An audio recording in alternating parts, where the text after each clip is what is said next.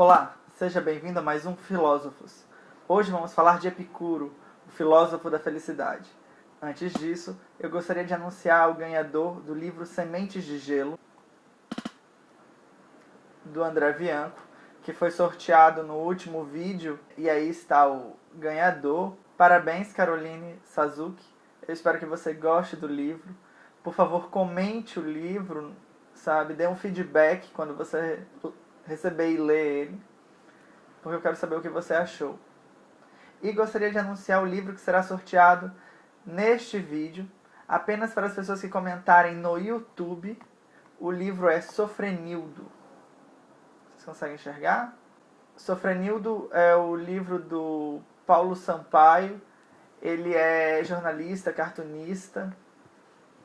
Eu espero que vocês gostem desse livro para sorteio. É um gênero diferente e que participe. Então, o Epicuro vai nascer por volta de 340 a.C. e vai morrer por volta de 270 a.C. Ele vai nascer na ilha de Camus, onde ele vai ter toda uma instrução filosófica a partir de um discípulo de Demócrito. Demócrito, que é o filósofo grego que vai dar a ideia de átomo, uma partícula indivisível, eterna, imutável, que compõe todas as coisas do mundo. O Demócrito, ele também dá a primeira explicação do ciclo das coisas sem colocar os deuses no meio, sem uma necessidade de divindade. Com essa formação, o Epicuro vai, aos seus 35 anos, para Atenas e vai fundar a sua escola que será dada o nome de Jardim. O Jardim, ele vai ser composto de homens e mulheres, e vai ser uma grande comunidade onde os amigos de Epicuro, os seus discípulos, poderiam dormir em cantos separados, em quartos privados, mas participariam de uma grande sala comunal onde eles trocariam ideias. O grande elemento aí do Epicuro está em gerar amizades e se manter com as amizades. O Epicuro, então, vai discutir na sua escola uma nova noção de ética, que até então estava assim se tornando uma grande corrente da filosofia, ou seja, a filosofia fugia da metafísica e passava a ter uma corrente mais ética, mais política.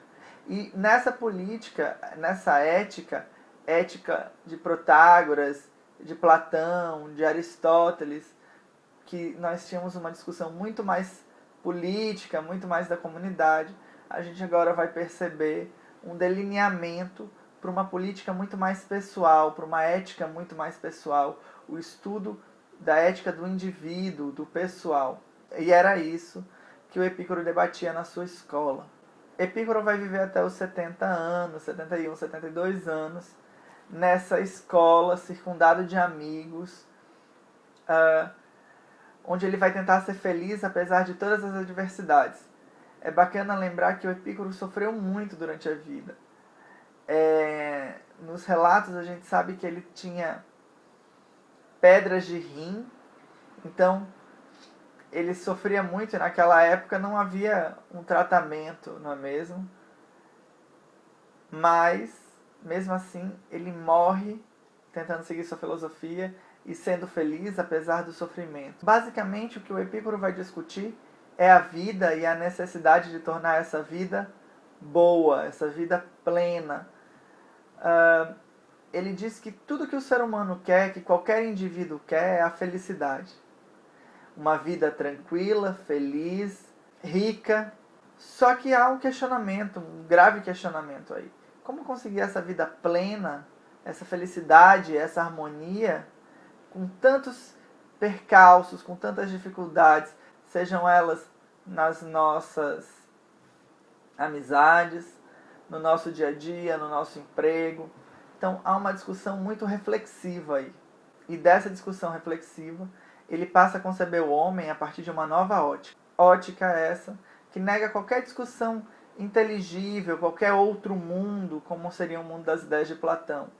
Ele decide tratar isso tudo no físico, na realidade, no que é tocável. E para isso ele vai discutir 3 grandes pontos que seriam os princípios da discussão epicurística, que é compreensão dos deuses e assim o não sofrer por causa dos deuses, a compreensão da morte e assim o não sofrer por causa da morte, a compreensão dos desejos e assim o não sofrer por causa dos desejos. Então, se formos atrás da carta de Epicuro, se formos atrás dos documentos e do que foi escrito sobre esse filósofo pelos filósofos posteriores, nós temos um texto que discute o filosofar, que discute a importância da filosofia. O Epicuro vai bater bem forte nessa tecla, dizendo que, seja velho ou jovem, o homem sempre deve alimentar a alma, refletir, ter conhecimento, compreender, buscar entender o sentido da vida e buscar sempre seguir essa vida de uma forma completa é o caminho para a plenitude, é a forma de alimentar a alma. E o completar dessa alma é justamente a eudaimonia. O completar dessa alma é justamente a felicidade.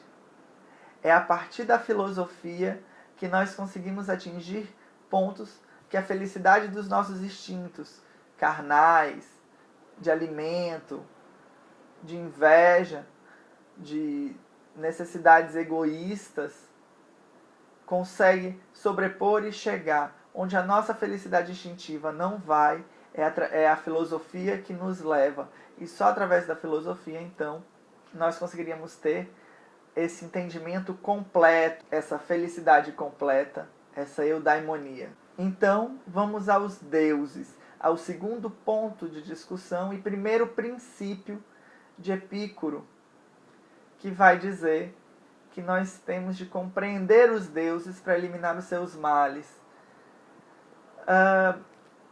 E para isso a gente tem que ir lá para a Grécia Antiga e entender como era a sociedade. Nós tínhamos uma sociedade totalmente arregada de crenças, onde para cada fenômeno que eles não conseguiam explicar, existia um Deus, e esse Deus, ele conotava a religião ali. Esse Deus tinha influência sobre o ser humano. E para o grego da época, esse Deus agia de 2 formas. Primeiro, ele estava em contato com o mundo real, com a realidade, com o mundo físico.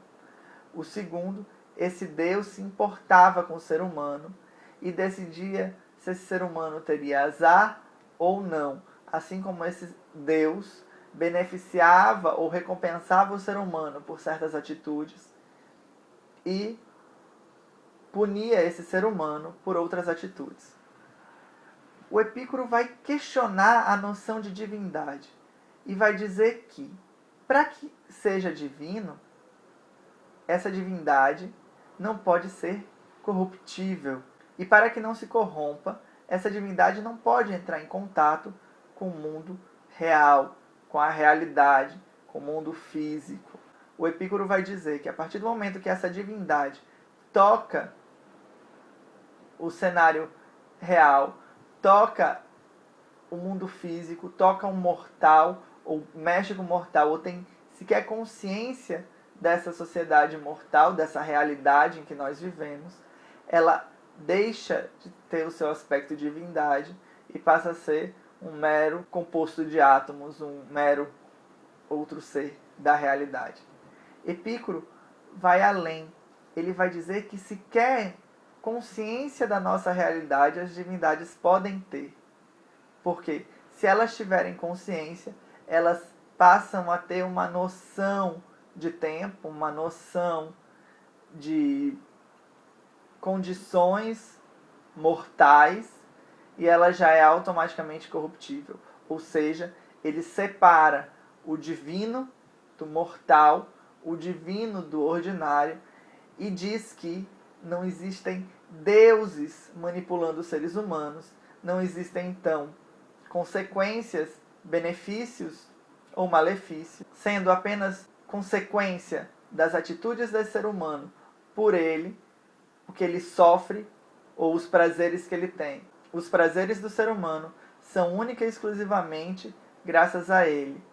E os defeitos do ser humano, os males que esse ser humano sofre em vida, são única e exclusivamente graças ao que ele faz. São consequências. No entanto, Epicuro não se desfaz da ideia dos deuses. Epicuro coloca eles em patamares diferentes, ou seja, os deuses são divinos e os mortais vivem nessa realidade. Eles não se comunicam, mas como existem coisas e existiam coisas que na época ou até hoje não se podem explicar, ele concordava com a existência de deuses.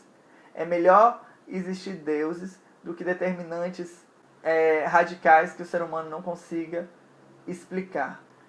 E continuando, o Epicuro vai discutir a realidade aí da felicidade, a diferença entre a felicidade do homem e a felicidade dos deuses. O homem, ele busca o bem-estar de espírito, ele busca a completude da alma, ele busca a felicidade. Ou seja, o homem busca a eudaimonia. E os deuses, eles não precisam buscar isso, porque os deuses já estão em plenitude, os deuses já são completos, porque os deuses são divinos, então eles já atingiram essa eudaimonia, a felicidade dos deuses. Então é uma constante. Se eles não possuem essa constante, eles não são deuses. E daí nós partimos para o segundo princípio, o terceiro ponto de discussão de Epicuro, que é a morte. Ele diz que existe a necessidade de se compreender a morte, para que nós não tenhamos medo da morte. O Epicuro, então, começa a debater o que seria a morte. E para ele, a morte, uma vez que ele tem explicação física, é o deixar de viver, o deixar de agonizar, o deixar de sofrer. A morte, então, é o momento em que deixamos de ter sensações. O momento em que nosso corpo para, que a nossa carcaça, a nossa máquina deixa de funcionar. A morte do corpo para Epicuro também é a morte da alma, uma vez que tanto o corpo como a alma são compostos de átomos, que ao momento da morte se desfazem e viram outros objetos, viram outros seres e se recompõem em outras unidades. A morte, então, para Epicuro, é o nada. A morte é o deixar. A morte é quando tudo acaba, é um ponto final. E isso causa no homem uma certa angústia. O homem de Epicuro, ele pode sofrer por viver, ele pode sofrer por saber que no fim não existe nada. O que para Epicuro é racional, é compreensível e faz com que Epicuro diga que ele é a favor do suicídio. O homem deve ser livre para morrer quando quiser, para se matar quando quiser, se for o caso, uma vez que a vida é dele e que ele não deve viver se ele não está sendo feliz. Nosso objetivo em vida, então, é, enquanto seres vivos, atingir a felicidade. Felicidade é essa que é um composto de uma vida sã, das atribuições de nossos desejos, de ter bons amigos. O que mais pra frente será mais discutido. Se nós formos ver, existe um padrão aí. O ser humano teme. O ser humano teme a morte e teme os deuses. O ser humano teme a morte porque não conhece a morte. Uma vez que a morte é o desligamento do ser, uma vez que a morte é a não dor, o desligamento das sensações físicas e o desligamento das sensações emocionais, o ser humano então não vai sentir, não vai se emocionar e consequentemente não irá sofrer. Não existe por que temer a morte, pois não há dor na morte, não há sofrimento na morte. Epicuro então passa a discutir o seu terceiro princípio, o terceiro momento, que seria a discussão dos desejos. Epicuro vai dizer que existem desejos ou necessidades e que essas necessidades se dividem entre essenciais, não essenciais e inúteis. Quando a gente pensa em necessidades essenciais, em desejos essenciais, nós temos de pensar no nosso instinto, na necessidade da fome, na necessidade da amizade, na necessidade do carinho, na necessidade da sede. Coisas básicas que garantam a nossa vida, ou a nossa sobrevivência e o nosso contato e estar em sociedade. Epicuro vai então dizer que existem as necessidades não essenciais, que é justamente o que nos faz feliz, que é o banquete, que é a festa, a dialética, o discutir com os amigos. Só que ele vai dizer que esses exageros, essas felicidades não essenciais devem ser cometidas com uma certa ponderação. Epicuro vai dizer que os desejos não essenciais devem acontecer de vez em quando. O ser humano deve então viver do simples, se alimentar do simples, usar do simples, para que quando ele tenha o farto, ele realmente reconheça a felicidade em ter o farto. Assim como o Epicuro diz que nada demais é bom. Depois disso, o Epicuro vai falar sobre os desejos inúteis, como a inveja, a discórdia, desejos egoístas e que contaminam o ser humano e que, consequentemente, geram a infelicidade, geram uma falsa felicidade. É onde ele entra com a discussão de que prazer nem sempre é o que consideramos prazer. E é o que distancia o Epicuro da noção hedonista. O ser hedonista, ele é exagerado, ele é carnal, ele come muito, ele bebe muito, ele vive intensamente o prazer que não é o prazer de Epicuro, que é o prazer que não é refletido. Epicuro vai dizer que nós precisamos refletir. Refletir para atingir a felicidade, a eudaimonia. Epicuro vai dizer que nós devemos ser moderados. E a palavra-chave da filosofia de Epicuro é a moderação. Bom, muitos vídeos na internet, muitos textos, falam sobre o quadrafármaco, que seria a receita para a felicidade. A receita para a felicidade nada mais é do que uma vida em reflexão, o não medo da morte, o não medo dos deuses e a sábia escolha dos desejos. O Epicuro é o filósofo da felicidade, é o filósofo da ponderação, é o filósofo do saber escolher. Bom, gente, eu espero que vocês tenham gostado dessa nossa conversa sobre Epicuro. Esse é muito provavelmente o último vídeo sobre filosofia antiga que eu estou fazendo.